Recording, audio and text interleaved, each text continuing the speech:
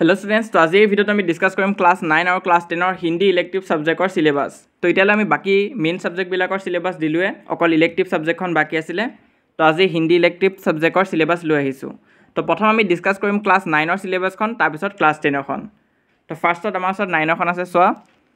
ইয়াত তোমালোকে ৰাইট সাইডে দুটা কলম দেখা পাবা, এটা হৈছে হাফ ইয়াৰলি আৰু এটা ফাইনেল। ইয়াত তোমালোকে ফাইনেলটো চাব নালাগে, হাফ ইয়াৰলি ঘৰটো যোনখিনি টিক দিয়া হৈছে সেইখিনি তোমালোকৰ এক্সামত আহিব। তো কি আহিব সোৱা। গ্ৰুপ এৰ পৰা আছে 50 মাৰ্কস। ইয়াত তোমালোকে চাবা হিম্মত আৰু জিন্দগী এটো আহিব। তাৰপিছত তলত যি আছে আপ ভালে তো জগ ভালা, তো এটো নাহে কাৰণ ইয়াত টিক দিয়া হোৱা নাই। তো এনেকৈ তোমালোকে চাই গ'লে হ'ল। তো মই কৈ যাই নাথাকো, তোমালোকে নিজে চাই যোৱা। আৰু গ্ৰুপ বিৰ পৰা তোমালোকৰ 50 মাৰ্কস আহিব। কিবা ডাউট বা কনফিউজন থাকিলে মোক তোমালোকে কমেন্ট বক্সত সুধিবা।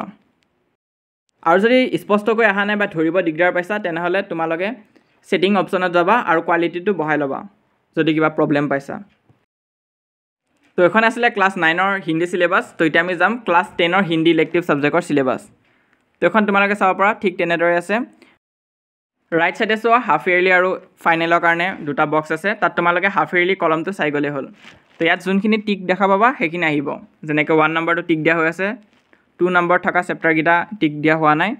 তো এনেকৈ চাই গ'লে হ'ল, মই কৈ নাযাওঁ। হলেও যদি কিবা কনফিউজন থাকে কমেন্টত তোমালোকে মোক সুধিব পাৰা। তো চাই যোৱা এই সিলেবাসখন।